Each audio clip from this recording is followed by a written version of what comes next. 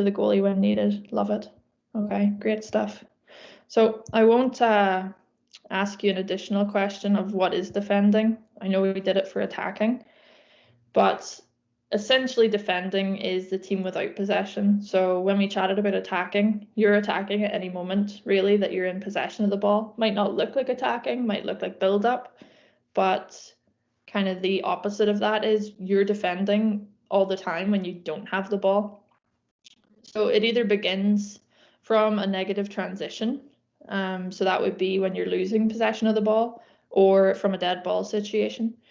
So again, in the chat, can you guys think, you're allowed to unmute yourself and say as well, but feel free to type in the chat, what would be different about defending from a transition? So when you lose the ball versus defending from a dead ball situation, what would be different about the two of them?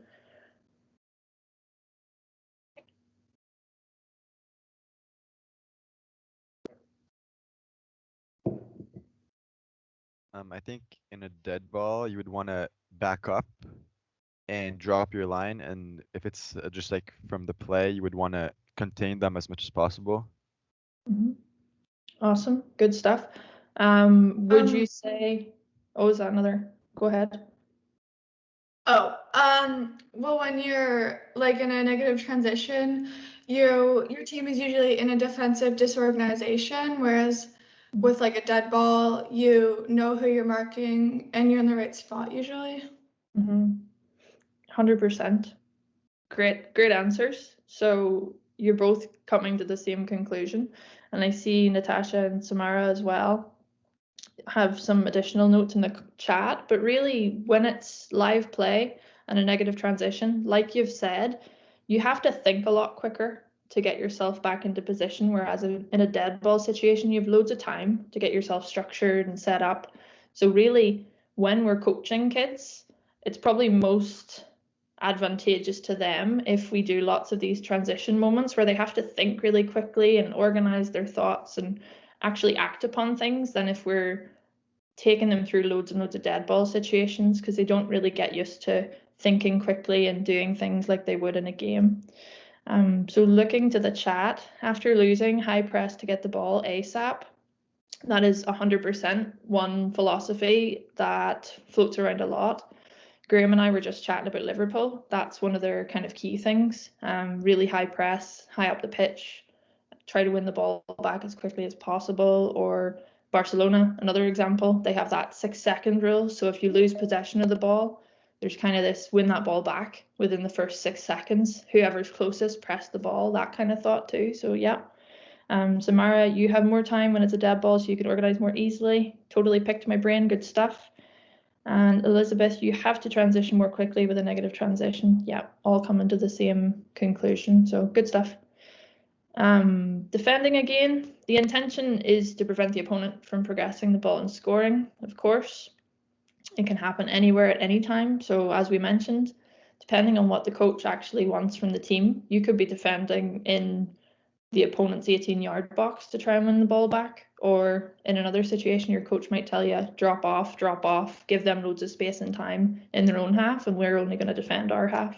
So really it depends on what the coach kind of thinks of as defending, but it can happen anywhere at any time. It relies on individuals and units within the team, and it is a very psychological part of the game. So it's all about kind of staying tuned in, a huge amount of it, and any goalkeepers on the call can testify. A huge amount of it is actually staying focused and following kind of what's happening throughout the game, even if you're not directly impacted, because a quick switch of the ball can really put you on the back foot if you're not psychologically tuned in. So again, apologies for the extreme blurriness of this picture, but we chatted briefly, or I put up a different picture of Timbit soccer again for the attacking. This is just to kind of point out again, for those of you working with lots younger kids, it's probably going to look a lot like this, and you might not see things that you would see in your own match, for example. So you'll see lots of it where there's not really a massive structure in the game. Formations aren't necessarily a thing. So it can be a bit of a challenge to coach some of these kids with the fundamentals. So that's where it becomes really important through your activities and not just the game portion, that you create opportunities for the kids to get realistic defending opportunities and exposure. So another question for you. Feel free to chat or unmute. Actually, there's a hand up. Who has a hand? Elizabeth, do you have a question? No, I think that was completely by accident when I was trying to open the chat. I'm so sorry. No, don't apologize at all. No worries. Figured I'd check. Okay, so in the chat or unmute yourselves, what are some defending actions that you can think of? So we talked a bit more about kind of principles of defending, but what are some things that you would do? Tackling, 100%. Jockeying again, yep, totally. Let's see how many deep thinkers we can get. Passing. Potentially to come out of a transitional moment, yeah. So if you've just won the ball back and you're looking to play it quickly, that could come into it. 2 players on 1 if needed, yep, absolutely. Marking, covering opposing players, love it. Ball control from the air, 50-50s, yep. How many times do we see a cross come in and somebody has to head the ball clear or volley the ball clear? Staying low, yeah, good attention to your body shape. Communication, yep, 100%. Different speeds, totally. Scanning, absolutely too. Scanning, Georgia, I love that one. A lot of people just see scanning as something we do when we're in possession of the ball and kind of recognizing what we've got as options to play the ball forwards. But scanning defensively, 100%. We don't give it the appreciation it deserves to. So you have to know what's going on around you if you're going to try and potentially block a pass from going through. So scanning is just as important for defenders as it is for people who are in possession. Great stuff, guys. So in terms of individual defending, you've got, yeah, John, nice one, communicating, love it. In terms of individual defending, you kind of have, I've put up to 5 things here, but historically what comes along, you hear of delay, deny, and defend, which I think is also some kind of insurance thing. But anyway, we'll show you a quick video in which they talk about what these 3 things mean. You might have heard them through some of the sessions you've participated in yourself, but I'll play a quick video and then we'll dive a little deeper onto which one or what each of these mean. So is this going to play? Maybe it's not going to play for me. Oh, there we go. In quick, brakes on, good. This warm-up, it was all about body positioning, and now we're going to move on.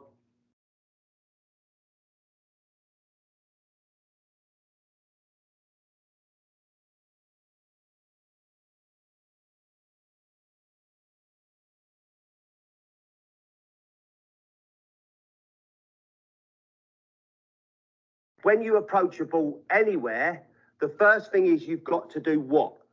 There's 4 Ds. The first one, delay. Allow your team to get back into shape. Deny what? So what are you denying him? The space and the time or the place to shoot. Deflect. So what are you going to do? Get a block on it. And then defend, you might need to go and tackle. So it's funny, isn't it? Defending, tackling is the last one you do. Okay. So that was just kind of a real quick overview of what they are.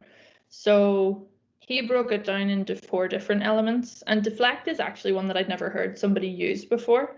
It kind of comes in under the defend moniker as well, where when you're defending, essentially you're trying to stop that at all costs. So that's your moment to act and actually win the ball. So if delay is when you slow the attack, you might be stalling as an individual, slowing the play down for recovery runners, additional defenders to get back and help you defend.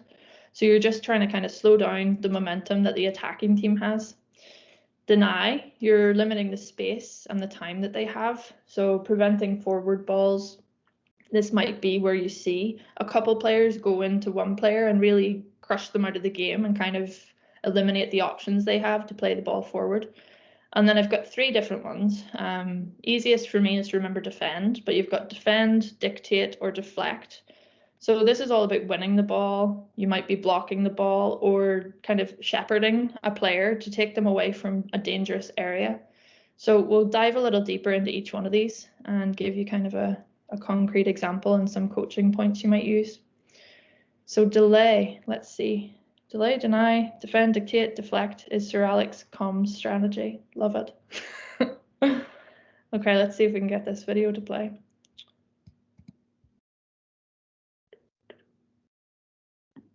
Oh man, you might not get it.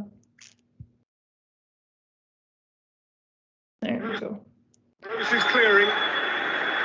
And Kane played it early, and Son has found Sissoko, and Spurs have 2-on-1 here. And Sissoko lashes it over with the game at his mercy. It's a good ball by Kane, and you're thinking, what's he going to do? And in the end, he just decides, well, go on, Sissoko, you try your luck. I'm going to cut off the route back to Son Heung-min. And really, this is just completely wild. Okay, so essentially what you see there is one of those 2v1 situations breaks out in favor of the attacking team.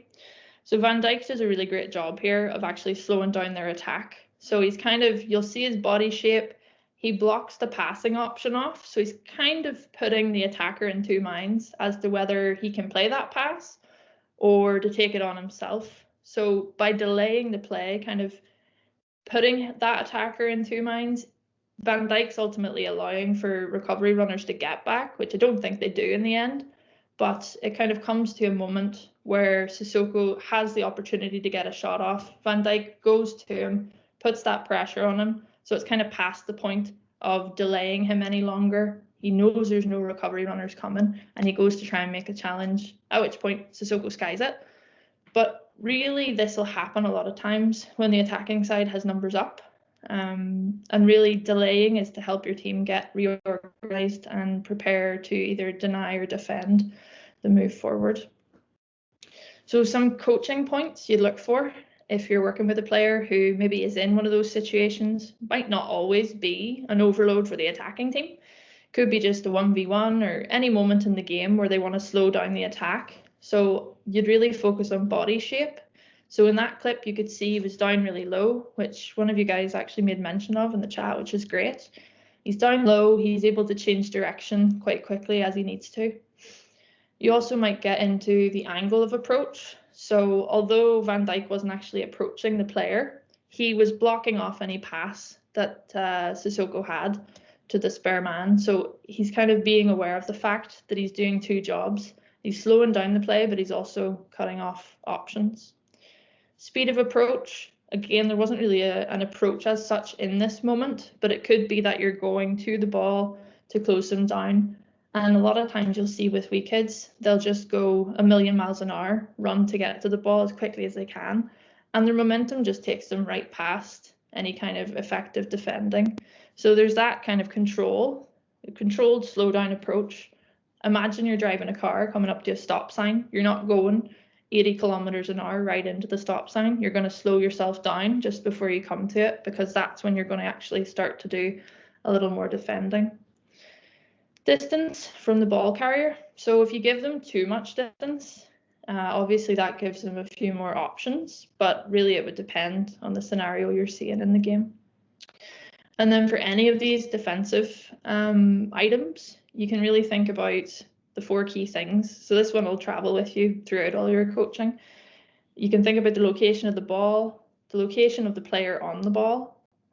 So this kind of determines how risky it is. So in that clip we watched, obviously the player was quite advanced up the pitch, and the coaching point that you might have for the defender would change depending on where the player was on the pitch and how much risk they could actually cause. The location of the goal, so in relation to where the defender is that you're looking to coach, you could make mention of where they are in relation to the goal. And then location of teammates, so is there any support for them? Are the recovery runners coming? Do they need to delay even longer and maybe actually move through the denial or the defending phases too. So next up is deny. We'll see if I can get this one to go.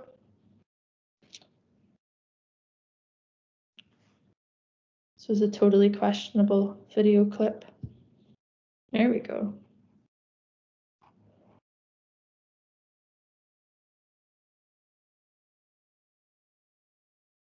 So this one's a real quick one because it's very difficult to find examples, so you have to go find your own ones. So Dutch player gets the ball and kind of under control here. 2 American players close her down, and they don't have to make a challenge, but they do block her from moving forward. So they're denying her the space and the time to actually get anywhere concrete.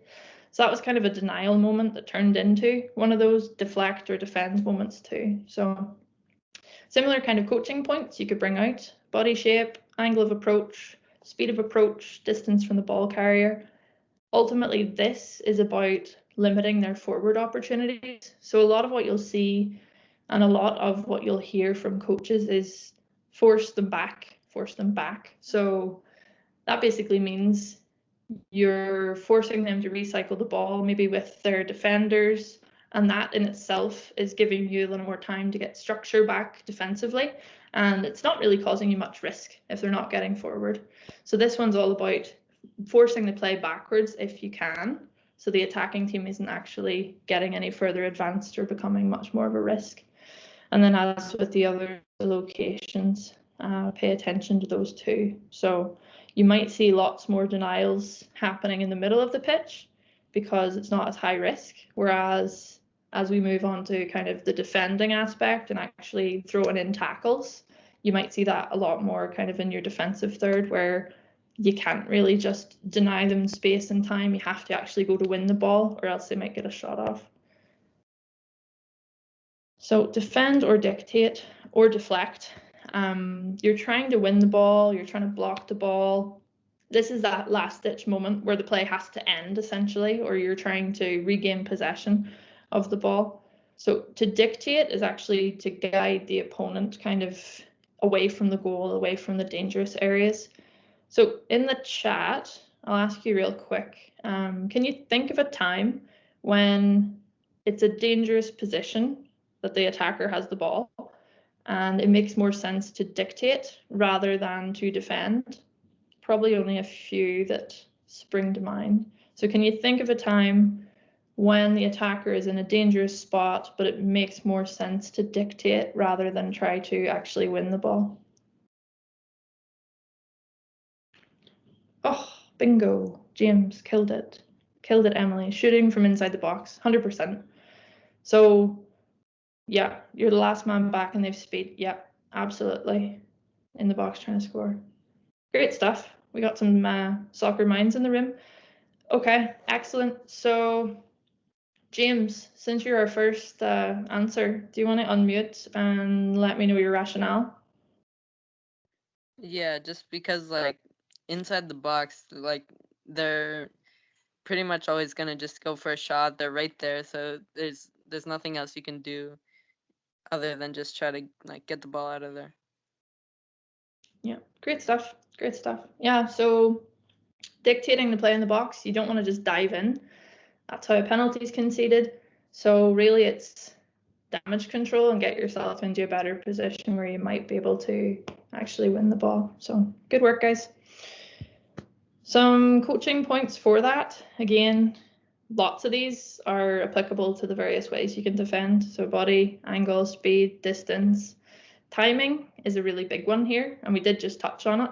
The timing of your challenge has to be on point to actually make contact with the ball rather than just a player, because that's when you're going to concede a foul. Tackling technique. So this is when you'll get into those elements of actually successfully challenging. I don't imagine any of you are going to go out there and try to be teaching 6 and 7-year-olds how to slide tackle. I myself have probably made a single slide tackle in my life, so I don't recommend jumping straight into that.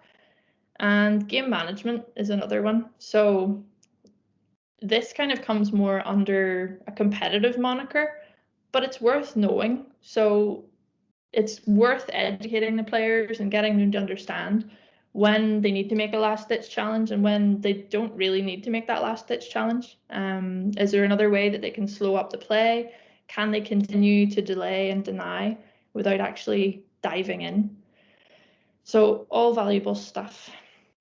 Okay, so the next thing we're going to do is we're going to actually try some breakout rooms.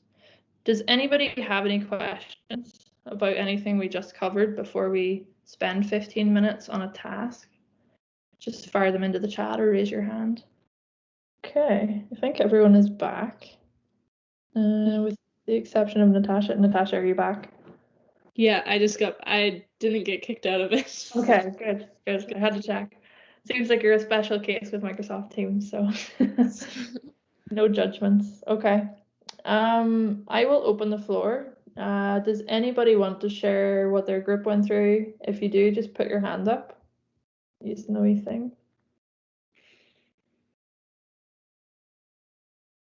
Nobody ever likes to share. It's all right though, loads more opportunities. Okay, so what you guys need to do is submit that through Google Classroom if you can. I believe I set it up as an assignment. We'll play it by ear if it doesn't work. Not a big deal, but I would be really curious to look through what you guys had come up with. Natasha had her hand up for a second there. Oh, you did? Natasha, do you want to go ahead? I did, yeah. Yes, I would love to. So I was in a group, and we did, it seems pretty popular. It's the one where we decided to split the 12 players into 2 teams of 6. So you have one group of 6 and split them into 2 teams of 3. And you start where there are 2 players with the ball who are attacking. Yes, 1 defender. And so this is really kind of working on that really fast transition between the 2 players attacking with the ball. And once they score, then I believe the defending team gets the ball, adds another player, and it becomes a 2v1 against the other team. And then it becomes it just slowly adds in more players until you reach 3v3. I believe. I could be wrong.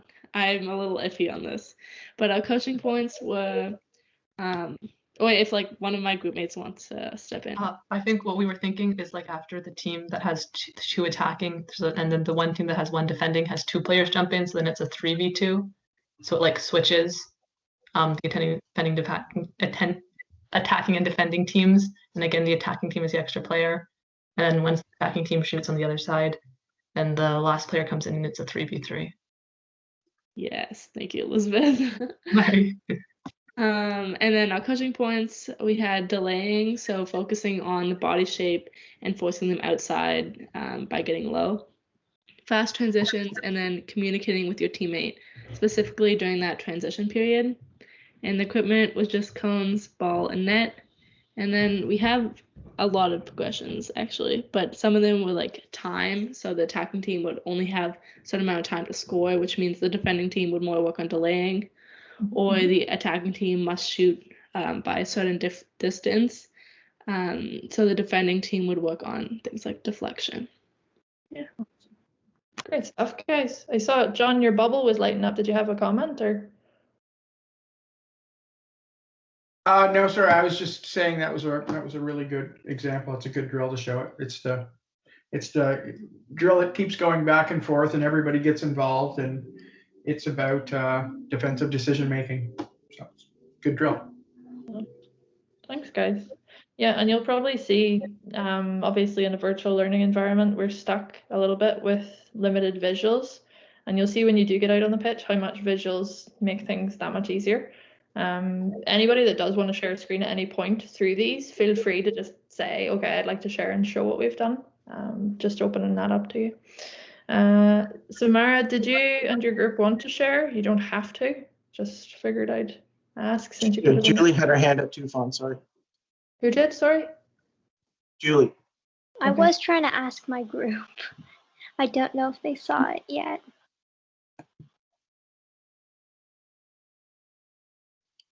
Our group can share. I think that someone else has their hand up first. Okay. But yeah. Okay, so Julie, who is actually Oh, it's leave.